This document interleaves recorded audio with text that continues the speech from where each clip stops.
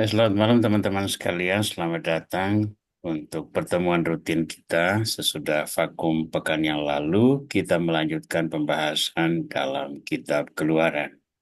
Mari kita menyiapkan diri untuk memulai acara kita dengan doa pembukaan. Dalam nama Bapa dan Putra dan Roh Kudus. Amin. Amin. Firman-Mu ya Tuhan, pelita bagi kakiku dan terang bagi langkahku. Engkaulah jalan kebenaran dan hidup.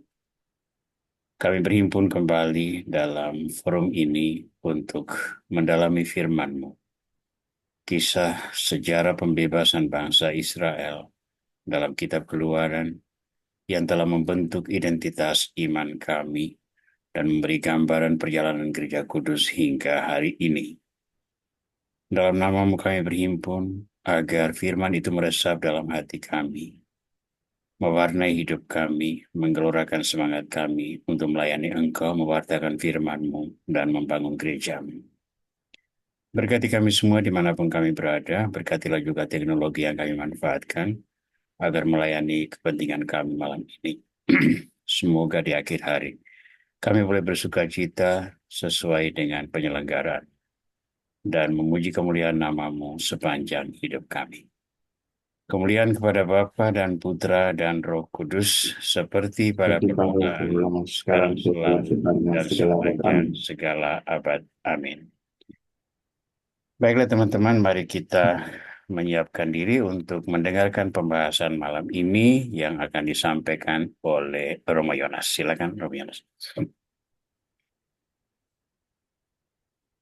Baik, selamat malam teman-teman. Terima kasih sudah bergabung lagi. Saya berharap sudah membaca kitab Keluaran bab 4 sampai bab 7. Karena itulah cakupan pendalaman kita malam hari ini. Baik, sabar. Saya beri judul eh, Membangun Kerjasama Inspirasi dari Dua Kakak Beradik, Musa dan Harun. Baik, teks ini saya lihat dari satu pendekatan baru dalam studi kitab suci yang disebut biblical leadership.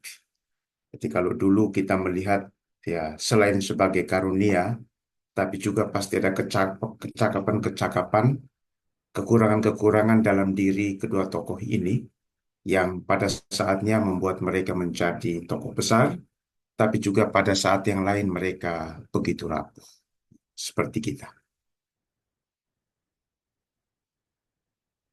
Skema pembahasan kita itu pengantar perutusan Musa itu masih ada kaitan dengan bab 3 minggu lalu, keberatan-keberatan Musa dan tanggapan Allah terhadap keberatan-keberatan itu, lalu kemudian Harun menjadi rekan kerja Musa, bukan hanya kakaknya, bukan hanya saudara, tapi rekan kerja, lalu beberapa penegasan dari pembahasan kita.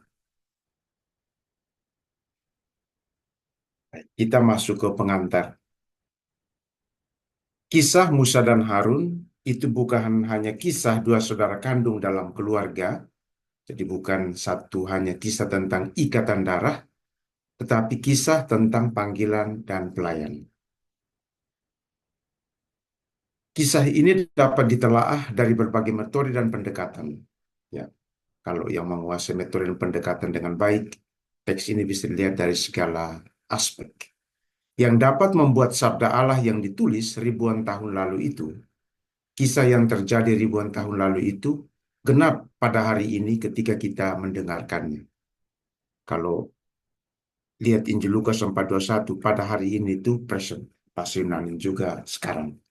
Jadi setiap sabda yang kita dengarkan, kita baca, kita dalami itu juga ya genap dalam arti berlaku juga bagi kita yang mendengarkannya saat ini. Pendalaman kisah kedua saudara ini dapat kita jadikan sebagai cermin untuk melihat diri kita sendiri, keluarga dan komunitas, serta secara lebih khusus pelayanan dalam gereja. Karena kedua saudara ini ya terlibat dalam perutusan yang sama. Jadi bukan hanya ikatan keluarga.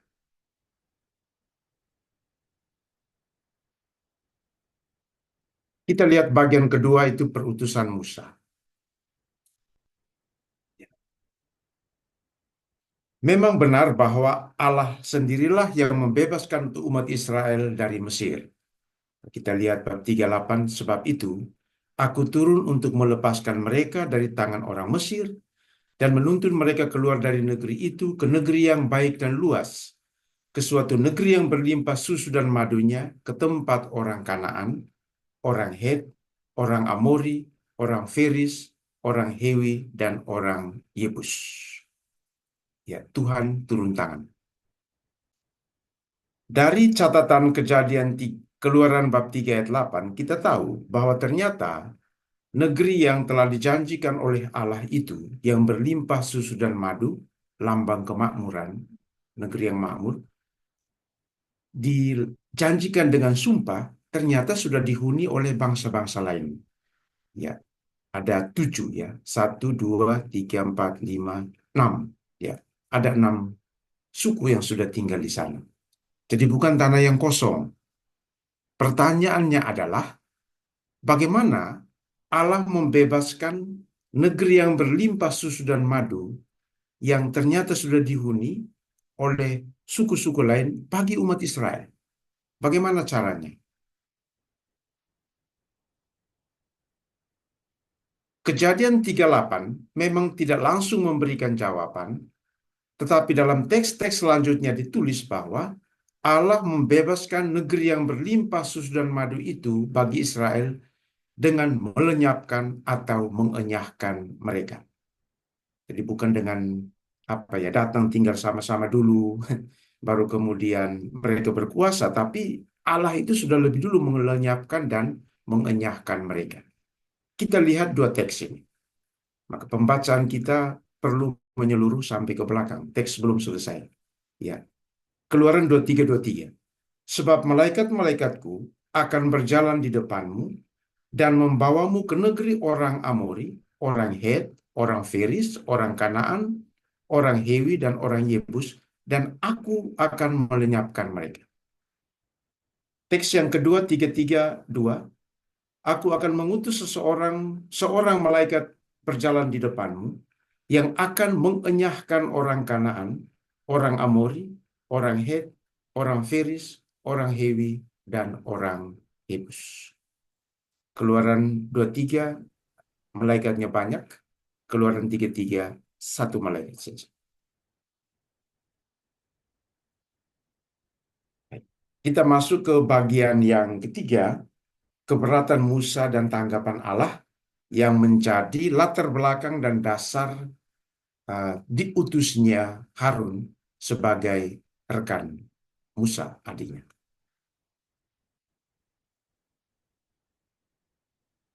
Kitab Keluaran bab 3 sampai bab 7 mencatat keberatan-keberatan Musa yang sekaligus itu menunjukkan keterbatasannya.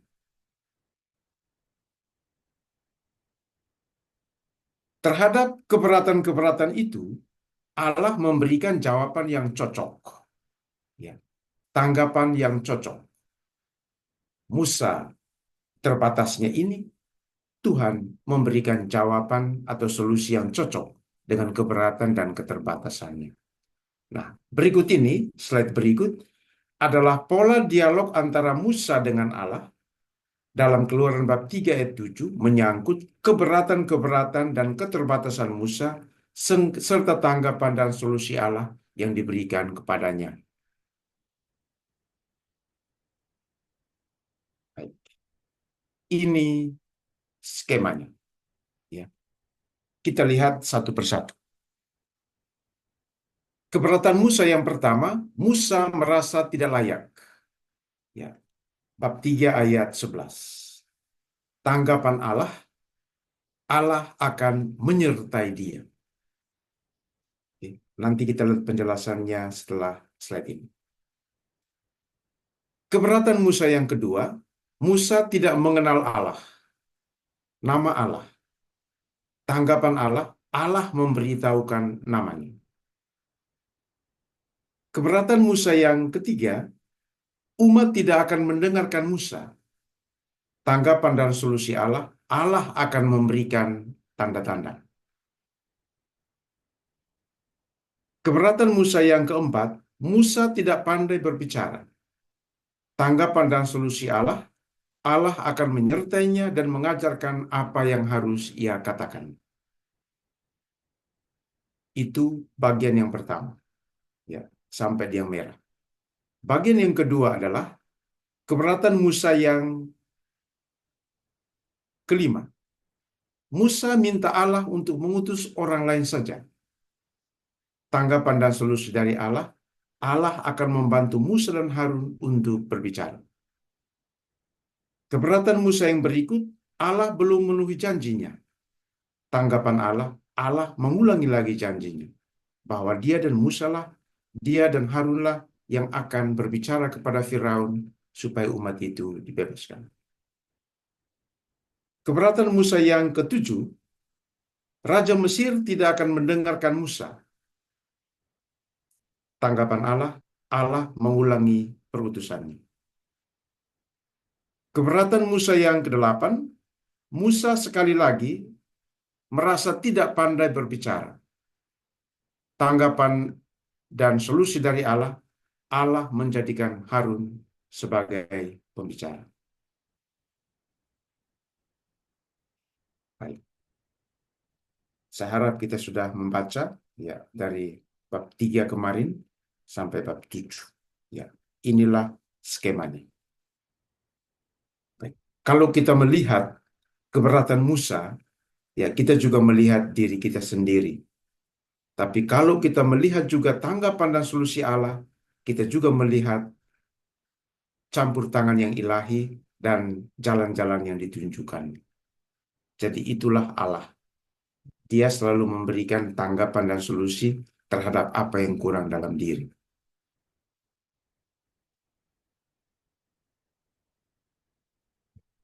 Kita lihat bagian yang pertama. Musa merasa tidak layak. Musa merasa tidak layak karena status sosialnya. Ya. Musa hanyalah seorang penggembala domba yang tinggal di padang gurun, sedangkan Firaun seorang raja yang tinggalnya di istana. Status sosial ini juga ya sangat mempengaruhi. Kita bisa merasakan kalau kita masuk ke satu tempat yang sangat terhormat, atau orang-orang yang sangat sederhana masuk ke tempat-tempat itu, rasa percaya diri pasti sangat kecil. Ya. Musa merasa tidak layak. Maka dia katakan, siapakah aku ini? Sehingga aku yang akan menghadap Firaun dan membawa orang Israel keluar dari Mesir. Bahasa kita sekarang sederhana, siapalah aku ini? Ya, saya bukan siapa-siapa. Tetapi Allah menanggapi dan memberi solusi, aku akan menyertai engkau. Terhadap ketidaklayakan, Allah katakan, aku akan menyertai engkau. Menyertai engkau, kata itu, biasanya menandakan kehadiran ilahi, Allah hadir ya, dalam perutusanmu, perlindungan dilindungi terhadap Firaun yang punya kekuatan itu, serta memberikan kekuatan yang dibutuhkan oleh penerima panggilan dalam hal ini Musa untuk menjalankan tugas perutusan dengan baik. Ya, jadi menyertai engkau. Jadi Tuhan hadir dan memberikan kekuatan serta perlindungan bagi Musa agar ia dapat menjalankan perutusan dengan baik.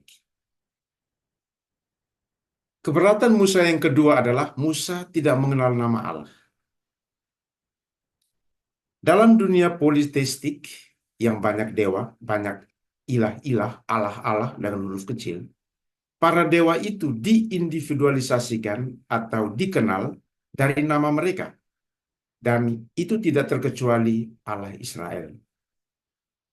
Siapa nama Allah Israel? Maka ketika diutus, Musa mengantisipasi bahwa orang-orang Israel akan bersikeras untuk mengetahui nama Allah yang mengutusnya, yang membebaskan mereka. Kita baca, nanti kalau mereka tanya, siapa nama Allah? Namamu, apa yang harus kukatakan? Maka Tuhan katakan, aku adalah aku. Itulah namanya. Yang bisa diterjemahkan menjadi aku akan menjadi siapa, atau apa aku akan menjadi. Ya. dan masih banyak arti yang lain. Tetapi hal yang paling penting dari nama Allah, aku adalah aku, di sini menunjukkan identitas Allah dan misteri dirinya. Bagian ini yang terakhir, nanti kita lihat secara khusus pada pemberian 10 hukum, ya, soal nama Allah yang berkembang, ya. Jadi bagian ini kita tunda. Menunjukkan nama Allah itu identitas dan misteri dirinya. Aku adalah aku. Bahwa aku mau menjadi siapa atau aku akan menjadi apa dengan apa yang aku buat, itu adalah keistimewaan Allah.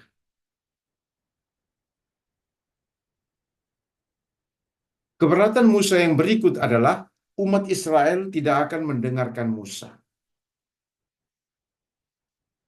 Mengapa umat Israel tidak mendengarkan Musa? Padahal Musa ini diutus, ya, datang dalam nama Tuhan.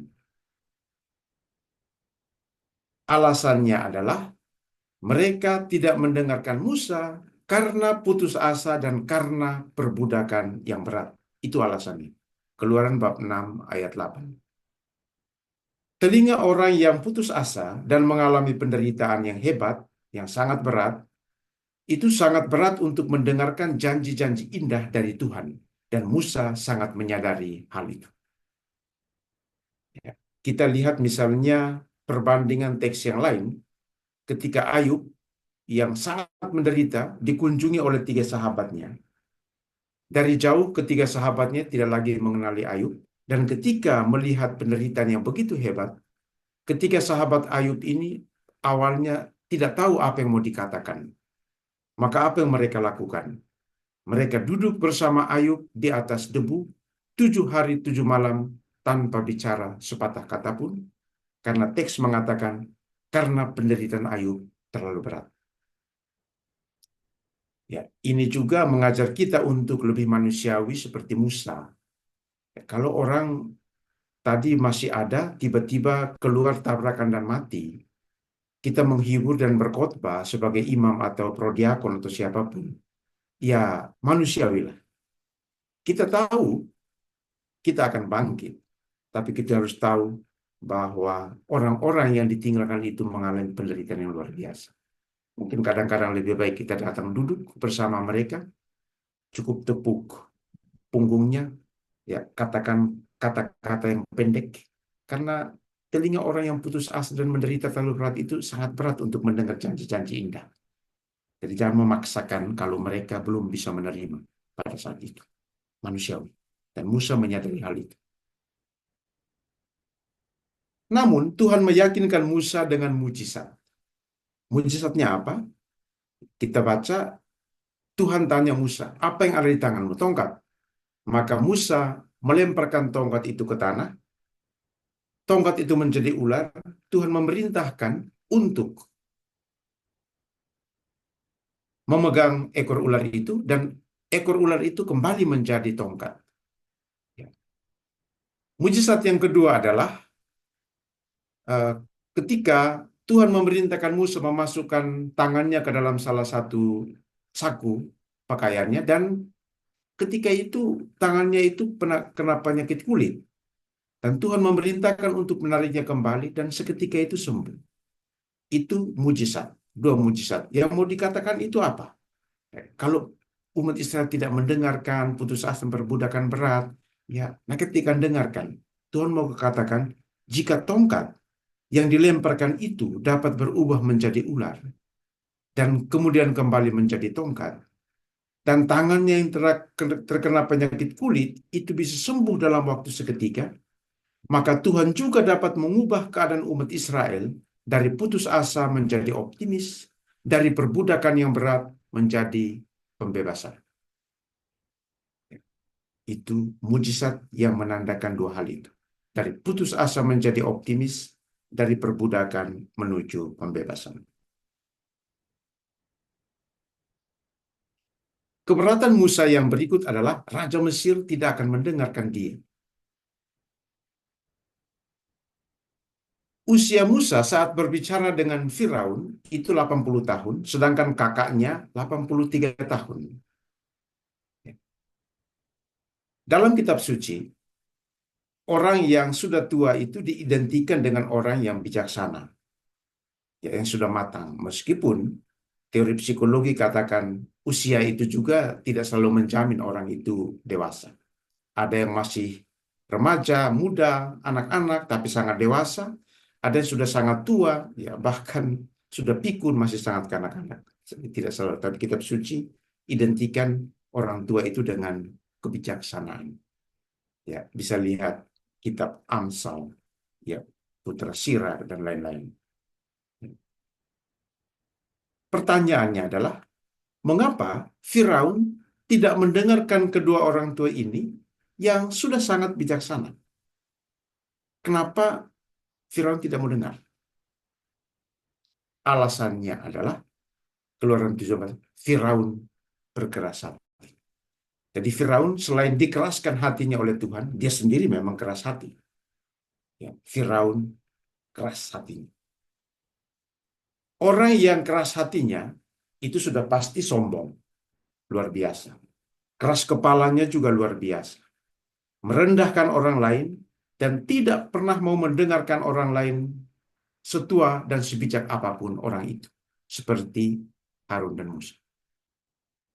Itu orang yang keras kepala, itu tipikalnya itu. Ya, sombong, keras kepala, suka rendahkan orang, tidak mau mendengarkan orang lain. Ya, dia sendiri yang paling benar, paling baik.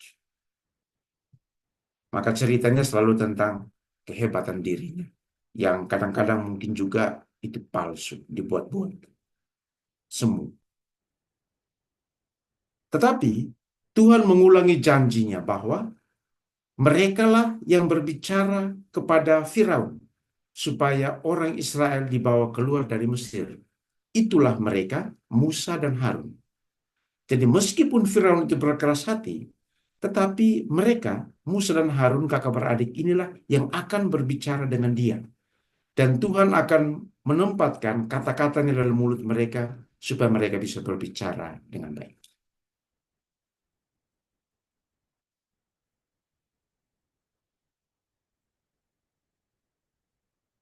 Keberatan Musa yang berikut adalah Musa tidak pandai berbicara. Keberatan Musa karena tidak pandai berbicara dinyatakan 2 kali kepada Tuhan. Ya, dari 8 keberatan itu, tidak pandai berbicara diulangi 2 kali. Dengan diulangi 2 kali itu menandakan bahwa itulah masalah terbesar dalam diri Musa. Tidak pandai berbicara. Kitab Keluaran bab 4 ayat 10 memberikan keterangan, ya. Tidak pandai berbicara sebab aku berat lidah dan tidak lancar berbicara. Kata Ibrani untuk berat lidah dan tidak lancar berbicara itu bisa bermakna positif, bisa bermakna negatif. Bisa bermakna positif, dan juga dalam tafsiran para rabi juga mengikuti dua makna itu. Bisa berarti pembicaranya itu terlalu dalam, terlalu agung, tapi juga bisa, ya, tidak lancar berbicara, bisa juga lambat berbicara, ya, bisa juga memang tidak memiliki kecakapan khusus dalam retorika untuk meyakinkan raja. Tetapi kalau kita lihat dalam konteks ini, tidak pandai berbicara, kelihatannya keberatan Musa itu berkaitan dengan dirinya itu tidak memiliki keterampilan khusus untuk meyakinkan Raja Firaun agar umat Israel itu dibebaskan. Ini juga kadang-kadang menjadi keberatan kita, ya, kalau dipilih jadi ketua lingkungan atau KBG. Waduh, nanti pimpin doa, pimpin pertemuan, orang-orang di KBG lingkunganku orang-orang pintar semua. Aku itu tidak pandai berbicara. Jadi pengalaman Musa ini juga pengalaman kita. Karena kekurangannya itu pula lah Musa berkata, maaf Tuhan, utuslah kiranya siapa saja yang kau utus. Dengan kata lain, jangan saya Tuhan, orang lain saja yang pandai berbicara, yang lidahnya itu tidak berat, dan yang bicaranya itu lancar, jangan saya. Menanggapi keberatan Musa itu, yang sekaligus juga masalah terbesarnya, Tuhan memilih kakaknya Harun sebagai pembicara atas nama Musa. Inilah pintu masuk untuk menuju ke bagian yang berikut. Ya. Masalah terbesar, tidak pandai bicara, Tuhan memberikan solusi dengan mengutus Harun, kakaknya Musa, sebagai pembicara. Maka disinilah kita melihat kerjasama Musa dan Harun dalam menjalankan perutusan Tuhan dengan kelebihan dan kekurangan yang mereka miliki. Kerjasama Musa dan Harun. Yang pertama, kerendahan hati dalam kerjasama kedua kakak beradik ini. Kerendahan hati adalah kunci kerjasama kakak beradik Harun dan Musa. Kita lihat di mana letak keduanya itu. Musa lah yang memang pertama-tama diutus oleh Tuhan untuk berbicara kepada Firaun dan membebaskan umat Israel. Betul, itu tidak bisa disangkal. Mulai dari perjumpaannya dengan Tuhan di kaki Gunung Sinai dengan semak yang bernyala dan lain-lain. Oke. Dialah orang pertama yang ditunjuk. Namun, dalam perjalanan waktu, Musa jujur dan rendah hati mengakui keterbatasan-keterbatasannya. Keterbatasan Musa yang paling besar adalah tidak pandai berbicara. Musa katakan, aku bukan orang yang pandai berbicara. Bagian kedua dalam bentuk pertanyaan, bukankah aku ini seorang yang tidak fasih berbicara? Musa tahu bahwa Tuhan mengetahui kekurangannya ini. Jadi pertanyaan retoris. Ya, Tuhan sudah tahu, kenapa harus saya?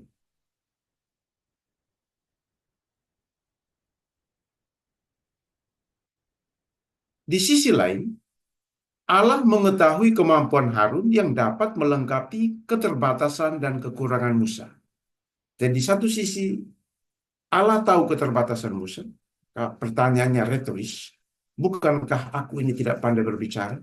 Musa juga tahu kekurangan dan keterbatasannya, tapi di sisi lain, Allah melihat kelebihan dalam diri kakaknya Harun yang bisa melengkapi keterbatasan Musa. Mari kita lihat teks ini. Ya. Ketika Musa katakan, bukankah aku ini tidak dapat berbicara? Tuhan membalasnya apa? Bukankah ada abangmu, Harun, orang Lewi itu? Aku tahu bahwa ia pandai berbicara. Penggunaan kata abangmu itu mau menunjukkan Tuhan mau membuka mata Musa bahwa orang dekatmu itu, kakakmu itu, punya kelebihan pada bidangnya. Dia pandai bicara dan dia bisa menolongmu. Maka kalau mau diterjemahkan dengan bebas, Tuhan mau katakan, mengapa engkau tidak melihat kemampuan abangmu? Malah engkau mengatakan, maaf, Tuhan itu saja yang lain. Padahal orang yang menolongmu itu ada di dekatmu. Kenapa tidak mau melihat? Itulah alasan kenapa setelah Musa katakan, bukankah aku tidak pandai berbicara? Murka Allah itu menyala-nyala terhadap Musa. Tuhan marah karena kakaknya Harun yang punya kemampuan berbicara ada di dekatnya, tapi Musa sendiri tidak melihat kemampuan abangnya itu. Kadang-kadang kita seperti Musa ya. Kita pura-pura buta terhadap kelebihan orang-orang dekat karena berbagai alasan. Dan kita lebih mencari orang di luar yang mungkin tidak mempunyai kemampuan seperti itu. Kita salah alamat. Ya, maka nanti berikutnya kualitas apa yang harus ada?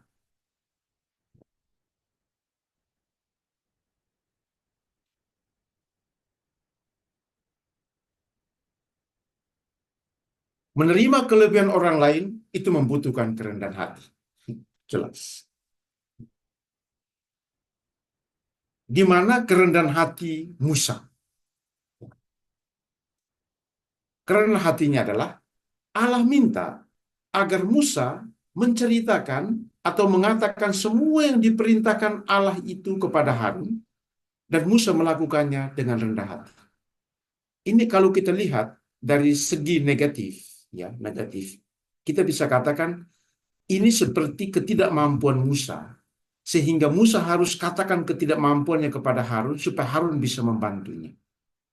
Tetapi kita lihat dari sisi yang positif, bahwa Musa ya menceritakan kembali kepada kakaknya apa maksud Allah kepada kakaknya Harun, dan Musa melakukan itu dengan rendah hati. Ya, ya, saya tidak bisa ini, tidak bisa ini, tidak bisa ini. Itu luar biasa. Itu Musa rendah hatinya luar biasa.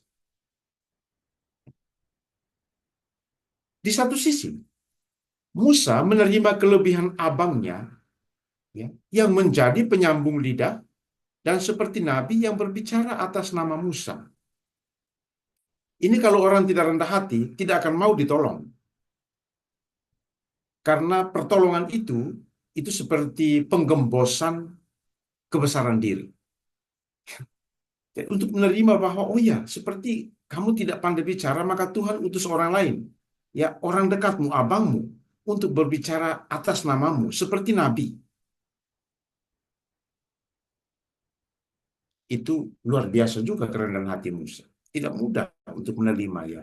Wah, kok saya digantikan seperti saya tidak mampu. Ya, kalau orang tidak rendah hati pasti pikirannya begitu. Ya, kok saya diganti, apa saya tidak mampu? Tapi Musa melihatnya dari sisi yang lain. Bagi orang yang angkuh, mengakui keterbatasan secara jujur dan membiarkan orang lain mengambil perannya pastilah hal yang sulit. Sebab hal itu selalu dilihat sebagai perongrongan dan penenggelaman kebanggaan diri.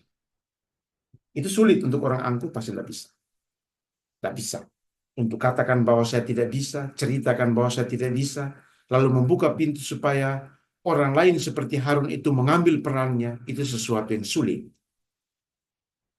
Karena itu akan dilihat sebagai perongrongan dan penggembosan kebanggaan diri. Ya. Kita jangan terlalu pelihara kebanggaan diri, pride itu yang tidak ada guna. Ya, kita akan susah sendiri. Karena orang yang angkuh itu akan susah untuk minta tolong. Ya, nggak ada guna dalam hidup bersama.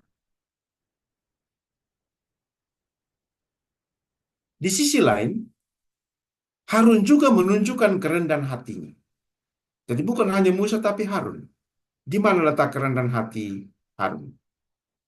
Dalam keluarga, Harun adalah laki-laki tertua dengan sejumlah keistimewaan. Kita tahu Musa dan Harun, Musa anak laki kedua, Harun pertama, dan mereka memiliki saudari Miriam. Laki-laki tertua dalam budaya patriarkal itu keistimewaan banyak. Mereka yang anak sulung laki-laki mudah untuk memahami ini. Namun dalam perutusan, Harun itu menjadi penyambung lidah dan seperti nabi. Jadi posisinya lebih rendah daripada adiknya Musa. Sedangkan Musa adiknya menjadi seperti Allah. Jadi kalau dulu Allah bicara kepada Musa, dan Musa yang harus menjadi penyambung lidah Allah kepada Firaun, tetapi karena keterbatasan sekarang dibalik. Musa itu yang bertindak seperti Allah, yang menceritakan kehendak Allah, maksud perutusannya kepada kakaknya Harun, dan kakaknya Harun sekarang mengabdi sebagai penyambung lidah dan seperti nabi yang harus berbicara kepada Firaun atas nama adiknya Musa. Ini luar biasa ini. Bagi orang yang ya memegang senioritas terlalu tinggi, saya ini paling tua, saya ini paling istimewa, saya yang pertama di sini, saya yang pertama di sana. Ini sulit untuk menjadi sedikit lebih rendah dan mengabdi orang lain. Tapi Harun menunjukkan sesuatu yang luar biasa. Dia mau menjadi penyambung lidah dan seperti nabi inferior, sedangkan Musa adiknya itu menjadi seperti Allah superior.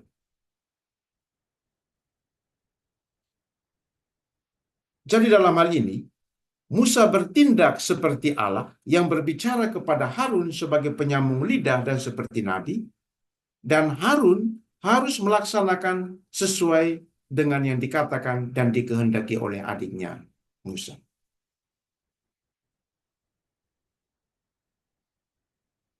Salah satu kualitas penyambung lidah dan nabi seperti yang dimainkan oleh Harun adalah taat kepada orang yang diwakilinya. Jadi Harun kakaknya sebagai anak pertama laki-laki dengan segala keistimewaan harus taat kepada adiknya.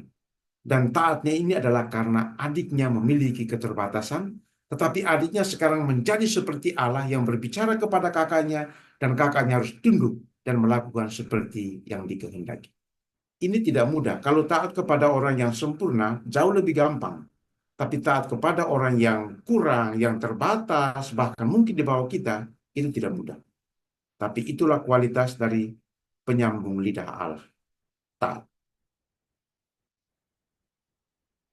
Dalam hidup religius, ketaatan adalah salah satu kaum, entah itu pemimpinmu, ya mau di bawah kamu, kurang pintar, kurang baik, harus taat. Dan untuk hidup berkeluarga, suami istri, ketaatan Yesus kepada Bapa di surga juga menjadi model ketaatan suami istri. Dan kata, tunduklah.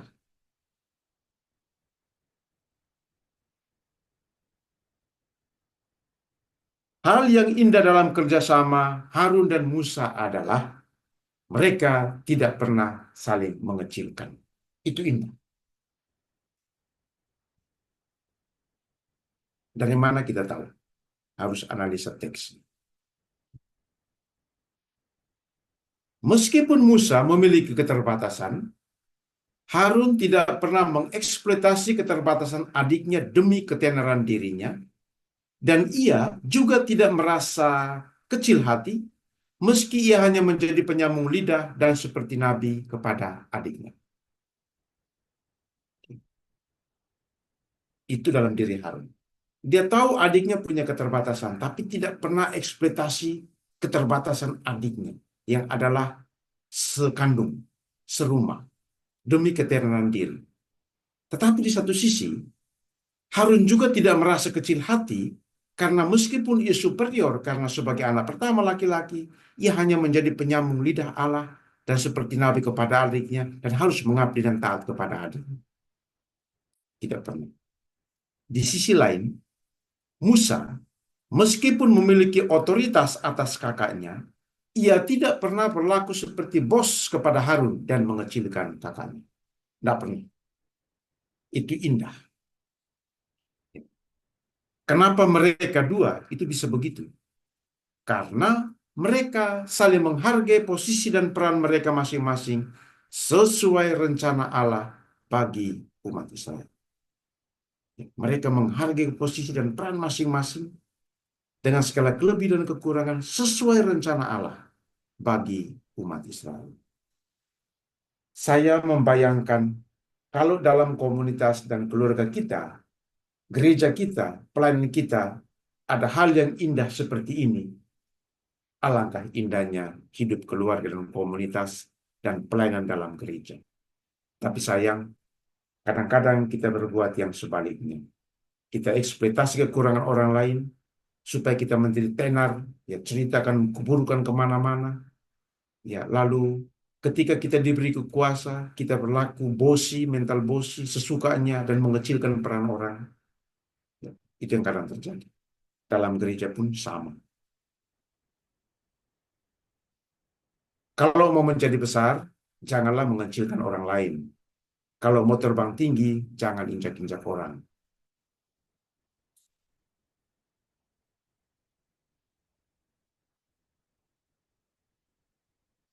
Yang kedua, ada banyak poin. Saya tawarkan dua. Ya. Yang kedua adalah pekerjaan Tuhan itu tanggung jawab bersama. Dari sudut kepemimpinan Alkitab, satu pendekatan baru yang namanya biblical leadership, ya, Paulus itu sangat hebat, ya. Dan Musa salah satu itu, ya, dilihat karakteristik kepemimpinannya dalam kitab-kitab ini, 5 kitabnya. LBI dalam bulan-bulan ini banyak sekali mengadakan seminar online tentang kepemimpinan Alkitabiah Musa. Ya, itu satu yang baru. Ya. Perlu kita dekati teks kitab suci dari itu untuk semangat kepemimpinan kita di mana saja. Dari sudut kepemimpinan Alkitab, Harun dan Musa itu model kolaborator, rekan kerja dalam pekerjaan Tuhan. Dari mana kita tahu? Ya. Allah mengutus keduanya. Ya. Kemudian Musa dan Harun pergi menghadap Firaun dan berkata, jadi Allah tidak hanya lagi utus Musa, tapi utus keduanya. Teks yang kedua, mereka yang berbicara kepada Firaun, itulah mereka Musa dan Harun. Jadi kalau mau menjadi kolaborator yang baik, tanggung jawab bersama, nama orang lain juga harus disebut. Ya, kata yang perlu kita pakai adalah kami, kita, aku dan dia, Musa dan Harun. Itulah mereka, itulah kami. Bukan semuanya aku. Dalam rumah juga kalau semua aku itu hancur. Belajar dari Paulus, 1-2 Tesalonika, surat yang pendek. Dalam teks itu, Paulus menggunakan kata kami yang sebenarnya menunjuk untuk dirinya, tetapi dia menggunakan itu untuk juga melibatkan dua rekan kerjanya, Silvanus dan Timotius. Coba cek. Ya, kata kami itu sangat banyak digunakan dalam dua surat yang pendek. Jadi itu, kalau beri sambutan, ya, kalau itu kolaborasi, sebutlah juga nama orang lain.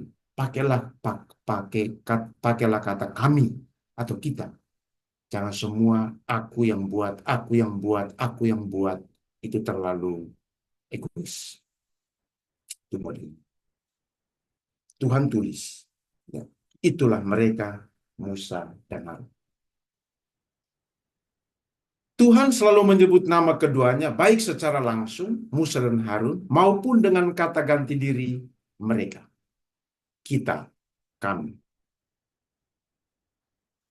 Puncak dari tanggung jawab Musa dan Harun adalah ketika keduanya menghadap Raja Firaun, ya, keduanya pergi. Tidak hanya Musa sebagaimana yang diperintahkan dalam teks sebelumnya dalam Keluaran bab 2. Ya. Dalam Keluaran bab 2 hanya Musa yang diutus. Pergilah. Ya, tapi puncaknya pada bab 7, keduanya diutus untuk menghadap Firaun di istana. Jadi, hal yang perlu dalam kerjasama adalah pembagian tugas dan delegasi dari kisah Harun dan Musa. Sebelumnya, Musa lah yang memegang tongkat, itu kuasa dan kepemimpinan. Dan Allah mengubah tongkat yang dilemparkan Musa ke tanah menjadi ular, dan ular kembali menjadi tongkat. Dalam bab 4, Musa yang pegang tongkat. Allah katakan, apa yang ada di tanganmu? Tongkat. Itu lambang kuasa dan kepemimpinan. Ketika Musa dan Harun menghadap Firaun, bukan Musa yang memegang tongkat, tapi Harunlah yang memegang tongkat dan melemparkan tongkat itu depan Firaun dan pegawainya, dan tongkat itu berubah menjadi ular. Dan ketika melihat tongkat dilempar menjadi ular, Firaun dan pegawai-pegawai juga ikut melempar tongkat mereka menjadi ular atau sebantuan orang berilmu. Tetapi tongkat Firaun itu menelan semua ular-ular Firaun dan pegawai. Jadi bukan lagi Musa yang memegang tongkat, tapi Harun yang pegang tongkat. Pertanyaannya, apakah tongkat yang sama yang dipegang Musa? Ada beberapa pendapat. Ada yang katakan tongkat yang sama. Ada yang katakan tongkat yang berbeda. Teks tidak menyatakan dengan baik. Entah itu tongkat yang sama atau tongkat yang berbeda, itu adalah lambang kuasa dan kepemimpinan yang diteruskan kepada yang lain.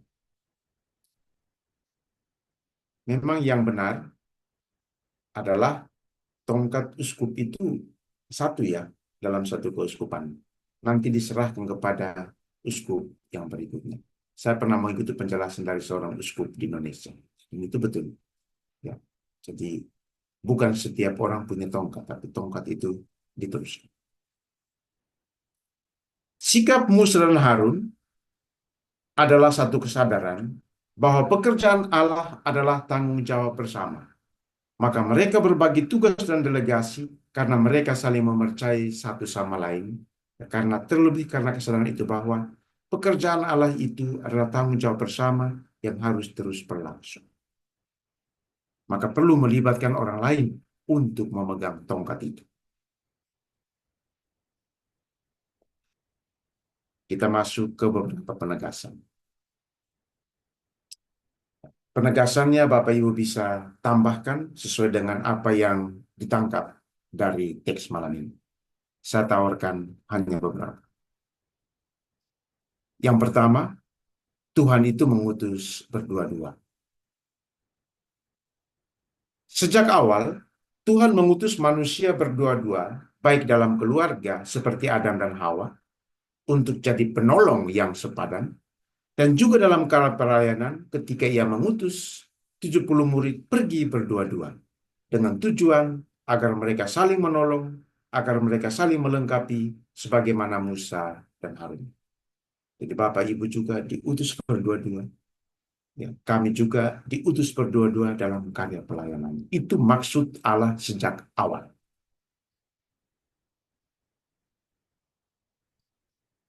Maka kita perlu menjaga semangat itu, menghargai keberadaan orang dekat, mendengarkan pendapat dan keinginan mereka, memberi kepercayaan dan mengapresiasi pencapaian mereka. Paus Fransiskus katakan 3 hal ini, dan itu betul. Katakan setiap hari biasakanlah diri untuk mengucapkan dengan tulus ketiga kata ini. Terima kasih, minta tolong, minta maaf. Perlu jaga semangat berdua-dua itu. Hal yang merusak semangat berdua-dua yang adalah kehendak Tuhan sejak awal adalah one man show atau single fighter dalam mengurus keluarga dan komunitas.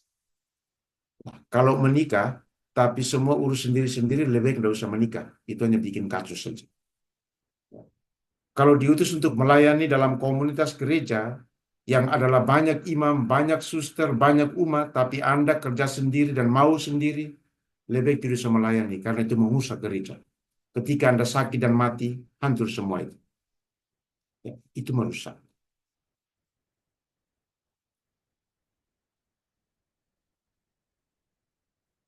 Yang kedua, kenali keterbatasanmu dan akui kelebihan orang dekatmu. Tidak seorang pun yang memiliki semua kelebihan, tidak ada. Dan tidak seorang pun juga yang tidak memiliki kelebihan.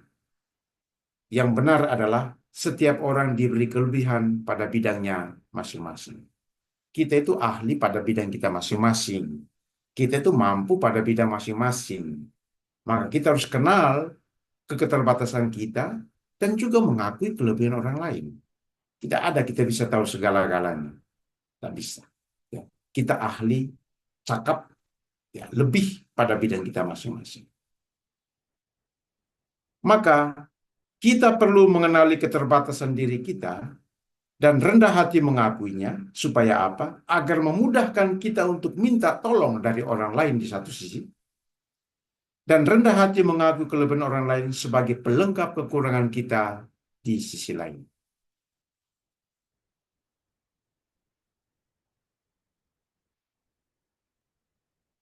Hal yang perlu dihindari adalah angkuh terhadap kelebihan diri dan selalu mengekspos kekurangan orang dekat kemana-mana, termasuk di media sosial. Ya, cerita kemana-mana tentang keburukan istri, suami, rekan imam, rekan suster, rekan sepelayanan di gereja, ya, termasuk di medsos. Saya lihat teman-teman saya juga kadang-kadang begitu di medsos. Ya, tidak adil. Ya. Harun tidak pernah buat itu kepada adiknya Musa, meskipun dia tahu keterbatasan terbesar adiknya. Tapi dia juga tidak bangga, angkuh dengan kelebihan yang dimiliki karena pandai bicara. Enggak. Mereka tidak saling, ya, merendahkan. Kadang kita selalu mengalami gesekan dan konflik dalam hidup bersama, baik dalam keluarga, komunitas, maupun dalam pelayanan di gereja, karena kita salah fokus. Salah fokusnya di mana? kita lebih berpusat pada kekurangan orang-orang dekat daripada kelebihan. Nah, kalau fokus kita pada kekurangan mereka, maka semua itu tidak akan jalan. Kita hanya akan melihat masalah dalam komunitas, dalam keluarga, dalam karya pelayanan, dalam diri rekan-rekan orang-orang dekat kita daripada kelebihan mereka. Seandainya Harun agak nakal dengan menggunakan kelemahan Musa sebagai cara untuk menjadi terkenal, ya, pasti konflik dan gesekannya itu luar biasa. Ya, karena Musa itu ya superior.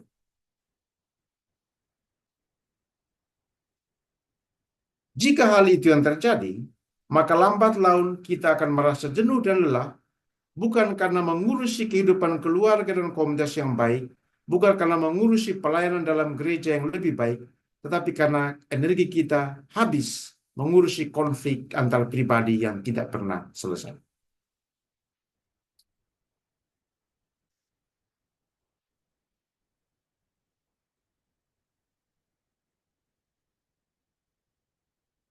Bagian yang terakhir. Ini kitab suci, pendekatannya biblical leadership dari Musa dan Harun. Maka bagian terakhir saya sempitkan ke dalam kolaborasi dalam karya pelayanan gereja. Teks ini bisa dipakai untuk pembekalan para pengurus gereja. Selain teks yang lain. Narasi ini. Karya pelayanan gereja sudah terjadi dahulu oleh generasi awal, sedang terjadi sekarang oleh kita, dan harus terus berlangsung oleh generasi yang akan datang. Sudah terjadi, sekarang kita, dan harus terus berlangsung oleh generasi yang akan datang. Tongkat harus diteruskan dari generasi satu ke generasi berikutnya. Tongkat harus dibiarkan untuk dipegang oleh yang lain. Jangan pegang tongkat itu mati-mati sampai mati. Harus diberi kepada orang lain untuk pegang. Maka kita memerlukan kolaborasi karena setiap anggota diberi karunia yang istimewa untuk tujuan yang sama, yakni membangun gereja. Agar setelah kita saat ini, pelayanan dalam gereja terus berlangsung oleh generasi yang akan datang karena kita membiarkan generasi yang akan datang itu memegang tongkat itu, kuasa dan kepercayaan.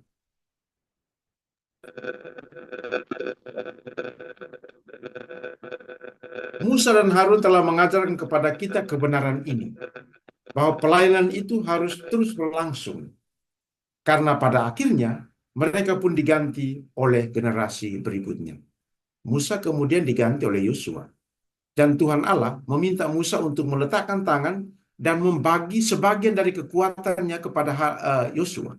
Jadi bagi, ya, nanti akan kita lihat sebelum masuk ke tanah terjanji.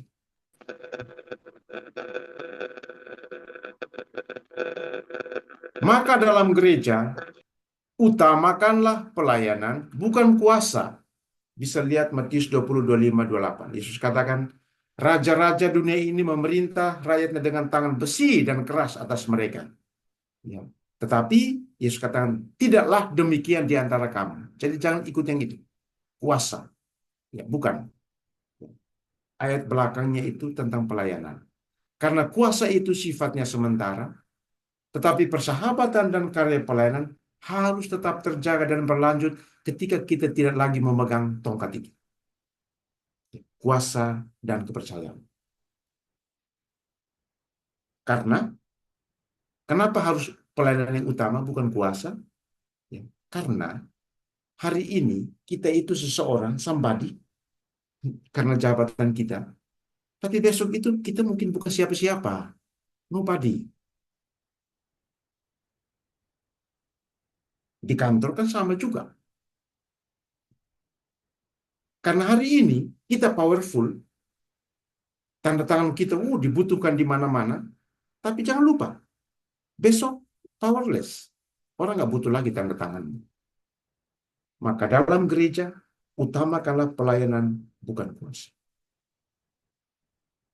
Karena kuasa sifatnya sementara, tapi persahabatan dan pelayanan itu harus tetap terjaga dan berlanjut. Supaya ketika kita tidak lagi memegang tongkat, ya, tidak lagi berkuasa, tidak lagi menjadi somebody, kita bisa bersahabat baik dengan orang-orang lain, dan karya itu tetap diteruskan oleh generasi berikutnya.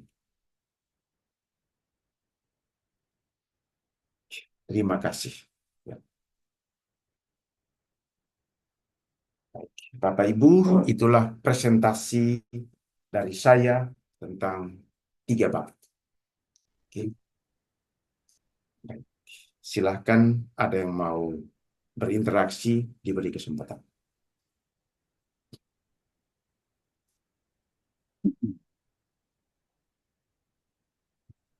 Teman-teman boleh menulis pertanyaan di kolom chat kalau ada yang mau menulis atau mau bertanya langsung, diberikan kesempatan. Silakan beri tanda angkat tangan, lalu nanti langsung bicara menyampaikan pertanyaannya. Di layar kita sekarang ada 36 orang. Mungkin ada yang mau bertanya, saya persilakan. Tidak ada. Sudah sangat jelas ya.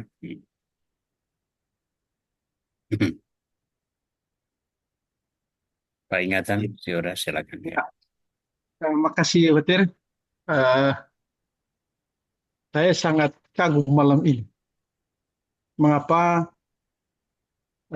perspektif malam ini itu membuka cakrawala saya sedikit.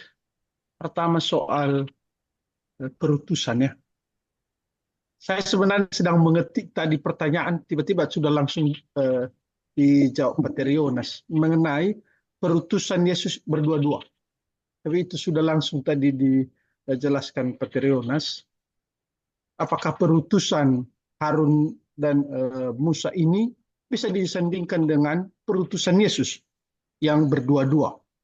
Dan mungkin pertanyaan lebih lanjut, apakah ada semacam perbedaan antara perutusan Yesus dan perutusan untuk Harun ini? Itu yang pertama. Kedua, kesan saya sangat bagus, terutama perihal tongkat.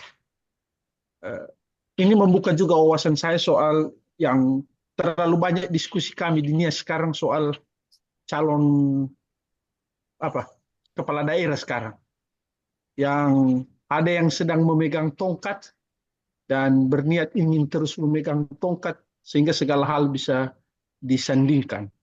Pertanyaan saya, kira-kira dalam hal memegang tongkat ini, apakah ada kaitannya jika teks ini kita pakai untuk memberi pencerahan terkait pemilihan kepala daerah ini? Maaf ya, agak sedikit kompleks pertanyaan saya. Makasih banyak, Water. Baik, saya langsung jawab. Ya. Prinsip dalam membaca perjanjian lama adalah, itu prinsip penafsir dan membaca perjanjian lama, selalu harus dilihat kaitannya dengan perjanjian baru. Tanpa melihat kaitan dengan perjanjian baru, perjanjian lama itu tidak banyak bicara untuk kita. Itu satu. Ya, jadi prinsip penafsir juga begitu. Ya, bukan hanya membaca tapi menafsir juga itu. Itu satu. Jadi, kalau mau membuatkan paralelisme antara perutusan Harun dan Musa dengan perutusan yang dibuat oleh Yesus kepada murid-murid, itu hampir sama. Oke. Yesus diutus Bapa, ya, dia utus 12 murid, tidak cukup. Dia utus lagi 70 murid untuk tugas yang sama seperti 12 murid. Oke. Kalau dilihat itu, paralelismenya itu hampir sama. Lalu makna dari perutusan mereka itu apakah hampir sama? Itu memakai yang namanya tipologi. Gambaran dalam perjanjian lama itu ditemukan dalam perjanjian baru. Apa itu? Musa dan Harun diutus untuk membawa, ya, umat Israel keluar dari perbudakan Mesir. Ya. Sedangkan Yesus yang diutus oleh Bapa, Musa baru itu, membawa umat kita manusia keluar dari perbudakan dosa. Surat-surat Paulus itu bicara tentang itu. Itu namanya tipologi, tipos. Oke. Seperti misalnya Adam dan Hawa. Ya, karena satu pohon di Taman Eden, semua manusia berdosa. Karena satu pohon di Golgota, semua manusia selamat. Karena satu perempuan dalam perjanjian lama, keluarga itu hancur, Hawa lama. Karena satu perempuan perkawinan di Kana, Yohanes 2, keluarga itu terselamatkan. Jadi kehancuran pertama di muka bumi itu kehancuran keluarga di Eden. Tapi mujizat pertama di muka bumi adalah mujizat keluarga di perjanjian baru dalam Injil Yohanes. Itu tipologi. Ya, nanti boleh belajar tentang itu. Baik, yang berikut. Apakah tongkat itu bisa digunakan untuk membekali para pemimpin tanda kutip sekular? Kalau untuk pemimpin gereja mungkin jauh lebih gampang ya. Karena pada dasarnya orang itu sudah spiritual, meskipun tidak semua. Bisa dengan memakai pendekatan antropologi atau pendekatan sosiologi. Ada pendekatan itu. Nanti kalau Pak Sihura ada waktu kita boleh belajar. Coba temukan apa makna tongkat dalam kebudayaan Yas. Oke? Itu pendekatan antropologi. Dan itu pendekatan yang dipakai dalam studi kitab suci penafsiran gereja Katolik. Jadi ada metode, ada pendekatan. Salah satunya itu antropologi. Bisa dipakai. Tapi ya sebelum sampai kepada pendekatan, harus memahami teks dengan konteks latar belakang dengan baik. Supaya ketika membuat kontekstualisasi, teksnya itu tidak tergerus karena penekanan yang sangat berlebihan. Jadi harus seimbang antara teks dengan konteks. Gitu ya. Bisa. Ya. Itu Pak. Makasih. Terima kasih, Peter. Mungkin ada yang lain yang mau bertanya. Saya berikan kesempatan. Di sini ada beberapa mahasiswa saya dulu di Stipas Palangkaraya yang saya lihat. Ada Agustin, ada Reti. Selamat datang. Mendengarkan dosen yang mengajar lagi malam ini. Ya, selamat malam semuanya. Malam Reti. Mau bertanya, Agustin. Reti? Tidak. Sepertinya belum, ya tidak. Mungkin ada yang lain yang mau bertanya, saya berikan kesempatan.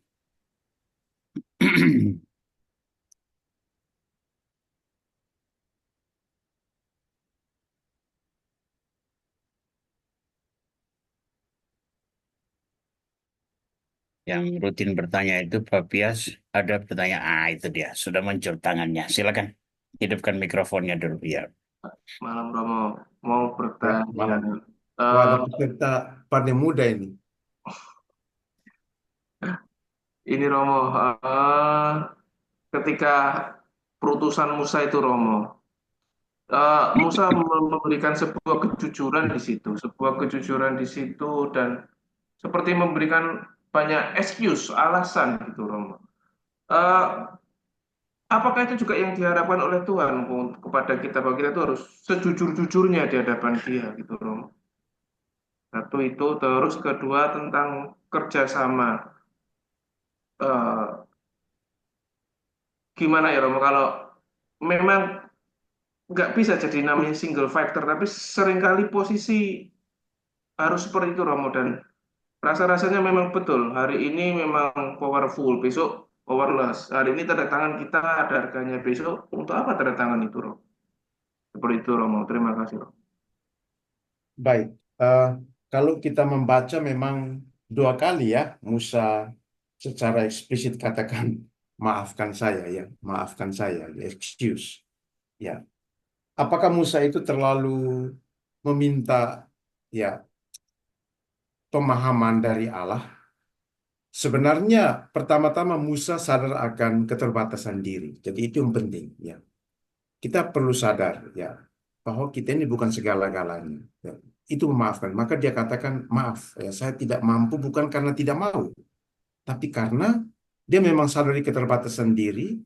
Tetapi di sisi lain ya Tuhan itu juga memberikan tanggapan dan solusi untuk menjawab kekurangan dan keterbatasannya. Sebenarnya poinnya begini.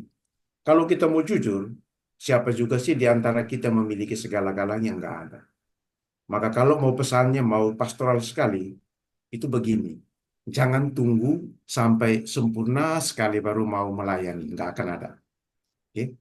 Persembahkan apa yang terbaik yang ada, kelebihan dan kekurangan, maka Tuhan itu dengan caranya akan menutupi kekurangan. Entah itu dengan cara apapun. Ya. Dalam konteks ini, diberilah Harun, kakaknya yang menutupi kekurangan terbesarnya itu yaitu Musa tidak pandai bicara. Oke. Ya. Itu Pak. Ya, kalau boleh disingkat, apakah Musa ini bilang Tuhan ini praktikalnya di lapangan tuh bakal seperti ini loh. Ya, betul. Benar. Ya, itu makanya kalau kita baca 4 bab itu betul. Karena Musa itu sudah apa ya? Dia sudah menganalisa sampai sedetail itu. Siapa Firaun, siapa? Dia sudah analisa semua. Maka kalau kita baca 4 bab itu, Musa itu sudah perhitungannya sudah bagus. Dia membandingkan kemampuan diri dan dia sadar bahwa ya ini keadaannya, tuntutannya, saya tidak mungkin bisa ya bisa memenuhi. Maka dia lebih kepada kejujuran diri terhadap keterbatasannya. Dan dia rendah hati mengakui itu. Bahkan diminta Tuhan untuk ceritakan keterbatasan kepada kakaknya. Ya, itu luar biasa. Terima kasih Romo. Jadi ada sedikit hubungannya sama Nabi Yunus kah tentang kejujuran kedua orang ini Romo? Ya. Kalau Nabi Yunus beda ya. Kalau Pak Pepias ikut di GSG 2 tahun lalu tentang kitab Nabi Yunus BKS itu beda. Ya, Nabi Yunus lebih kepada memang dia enggan untuk pergi. Karena apa? Kalau lihat ya Niniwe itu kan dulu itu kan menghancur leburkan kota ya orang-orang Israel. Bagaimana mungkin ya Tuhan menyuruhnya untuk pergi supaya buat baik? Tidak mungkin. Ya, jadi di sana beda sekali. Dia enggan. Tuhan mengasihani kota itu. Ya bagaimana Yunus tidak tahan melihat kebaikan Tuhan yang mengasihi musuh yang dulu menghancurkan. Yang normal kan lebih baik dihancurkan toh. Ya. Itu kenapa dia lari. Ya. Jadi beda sekali. Ya. Baik, nanti saya bisa share pendalaman BKSN 2 tahun lalu ya ke Papa Pias. Baca kisah itu. Jadi Ya berbeda. Romo. Saya tunggu Romo. Makasih Romo. Karena dia marah kepada Tuhan berbuat baik kepada musuh yang dulu menghancurkan Israel. Makasih Romo. Ya. Masih ada yang bertanya? Diberikan kesempatan.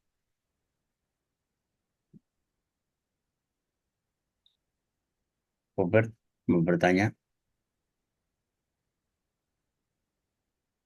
Tidak? Oke. Baik. Bisa satu lagi, Petir. Oh, Oh ya, silakan. silakan. Silakan. Eh, ini sedikit cerita keluarga. Saya ingin nyasar ke keluarga. Jujur bahwa, maaf kalau saya berbicara secara pribadi ya, eh, dalam karya saya sekarang itu, saya pisah tempat dengan istri. Saya dikatakan bahwa saling melengkapi, saling menutupi kelemahan dan kelebihan. Jujur saya sendiri sekarang di sini di Gunung Stoli, saya sendiri, istri di Nias Barat. Patir berdua tahu lokasi ini. Tapi dalam hal ini kadang-kadang saya berpikir begini, seperti apa saya menutupi kekurangan atau melengkapi kelemahan pasangan saya, padahal saya sedang tidak di samping mereka. Ini kadang-kadang menjadi refleksi tersendiri ke saya. Padahal, ya kata-kata ini juga sering sekali saya gunakan ketika memberikan renungan kepada pasangan-pasangan baru yang notabene ya untuk saling melengkapi keluarga. Dan kadang-kadang ini menjadi pertanyaan refleksi sekali sama saya. Seperti apa kemudian melihat konteks yang terjadi dengan Musa dan Harun ini, terutama dalam memegang kendali, ini kadang-kadang menjadi hal refleksi tersendiri untuk saya. Bagaimana kemudian, seperti kemudian saya menutupi kelemahan atau bahkan menjadi teman dari partner saya sendiri, yang notabene saya di tempat lain. Mohon maaf kalau terlalu pribadi, Pak. Makasih. Baik, Pak Ingatan. Ya, siap.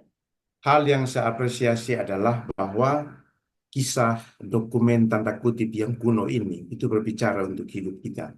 Jadi kalau kita baca narasi itu lalu kemudian tidak berbicara apa-apa untuk kita, maka ya itu hanya sekedar baca saja ya. Ya, tapi itu satu hal. Nah, memang betul kalau kita lihat kita kejadian itu apa ya, menjadi satu daging.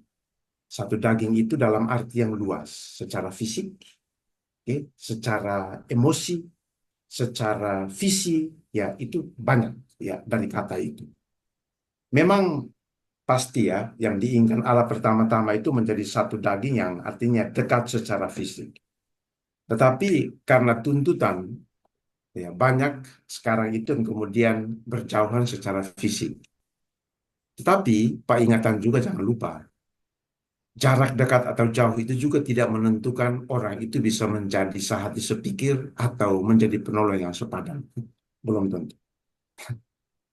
Ada orang yang satu rumah, satu komunitas, tapi jiwanya di luar. Jauh sekali. Ada orang yang jauh, tetapi jiwanya itu didekatkan. Jadi jarak itu kemudian tidak menjadi penentu satu-satunya bahwa orang itu bisa dekat atau tidak. Ya, contohnya banyak ya, karena kan kita tidak boleh lanjut lagi. Ya, ya, itu ya. Bapak tahulah ya sebagai tiga komisi misi. Oke. Jadi yang penting kualitas ya, kualitas bagaimana entah dekat ataupun jauh, ya tetap menjaga relasi itu. Nah, Pak ingatan jauh lebih tahu ya bagaimana caranya. Soal kualitas bukan jarak. Oke, baik. Mungkin masih ada lagi yang mengajukan pertanyaan. Saya lihat ada di kolom chat, ada dari Bu Intan. Mau bertanya Romo, Musa memiliki relasi yang baik dengan Harun, mengingat masa kecil Musa dengan keluarganya yang dihanyutkan di sungai.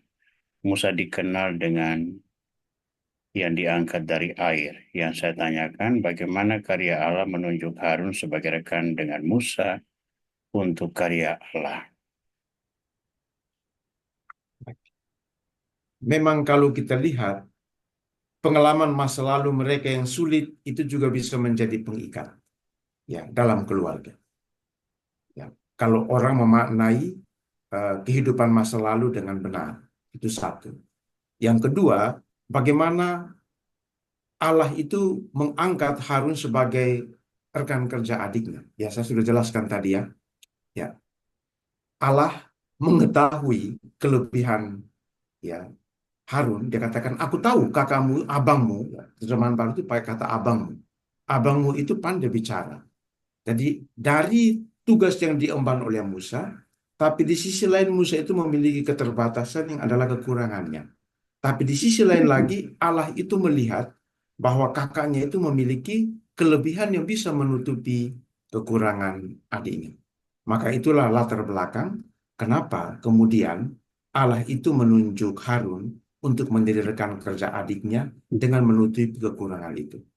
Tapi jawaban yang kedua adalah tadi itu, ya, bahwa memang kemudian Allah itu mempercayakan umat Israel mulai keluar dari Mesir, melewati padang gurun, ya sampai nanti kemudian sampai di Nebo, ya dalam perjalanan, ya Musa meninggal di Nebo. Memang dua orang ini yang diutus Allah untuk menemani orang Israel. Jadi itu karya pelayanan yang mereka emban. Sampai di titik ini, sampai di bagian ini, memang Musa dan Harun memberikan gambaran yang baik tentang pribadi dan kepemimpinan.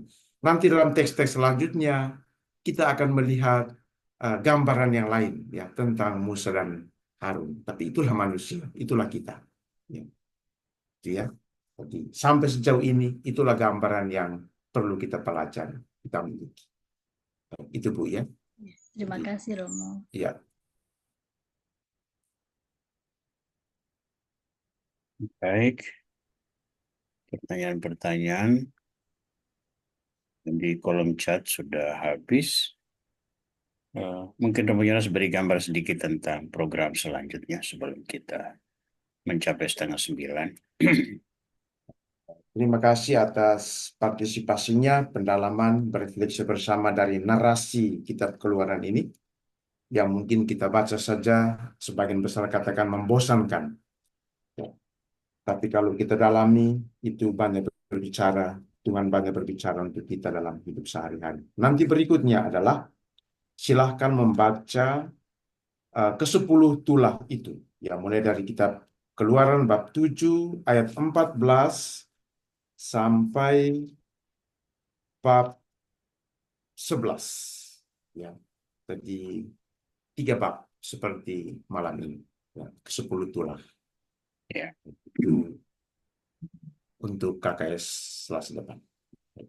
Terima kasih. Baik, teman-teman sekalian, pengumuman selanjutnya nanti akan di-share seperti biasa melalui WA Group.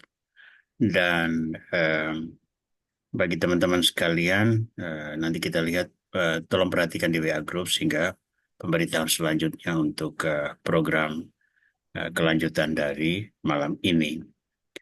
Saya mengucapkan banyak terima kasih untuk teman-teman sekalian yang sudah meluangkan waktu untuk hadir bersama dalam pendalaman kita malam ini, dan juga untuk kesetiaan menjadi bagian dari gerakan kerasulan kitab suci yang diorganisasi dari Bible Center. Juga untuk teman-teman yang malam ini baru bergabung, saya ucapkan selamat datang. Program ini rutin diusahakan setiap hari Selasa, kecuali kalau ada halangan, itu akan disampaikan setiap hari Selasa dengan link Zoom yang sama. Kita selalu berusaha untuk memenuhi program kita sebagai bagian dari gerakan cinta kitab suci di kalangan umat Katolik, agar kita hidup selalu berorientasi pada firman yang tertera di dalam kitab suci yang dijabarkan dalam gereja untuk hidup pastoral, hidup iman, hidup moral, dan sebagainya. Nah, menutupi acara ini, mari kita berdoa bersama, memohon berkat Tuhan untuk hidup keluarga kita, untuk pelayanan kita masing-masing, untuk komunitas-komunitas kita, dimanapun kita berada. Dalam nama Bapa dan Putra dan Roh Kudus. Amin. Terima kasih Tuhan atas kasih karunia-Mu yang menyertai kami dalam setiap langkah hidup. Kami percaya bahwa berkat penyelenggaraan-Mu yang agung, kami boleh tetap setia pada jalan untuk mendalami kehendak-Mu, firman-Mu, petunjuk hidup kami. Tumbuhkanlah rasa cinta kami yang lebih dalam terhadap firman-Mu, dan jadikanlah firman ini inspirasi yang tak pernah berhenti, agar kami selalu tergerak untuk menjadi perpanjangan tangan-Mu, menebarkan lagi kebaikan-Mu, mewartakan kehendak-Mu, membangun kerajaan-Mu di dunia. Untuk semuanya ini kami memuji dan memuliakan nama-Mu. Kemuliaan kepada Bapa dan Putra dan Roh Kudus, seperti pada permulaan, sekarang selalu, dan sepanjang segala abad. Amin. Tuhan bersama-Mu dan bersama roh-Mu. Berkat Allah Tritunggal Maha Kudus menaungi saudara-saudari sekalian, Bapa dan Putra dan Roh Kudus. Amin.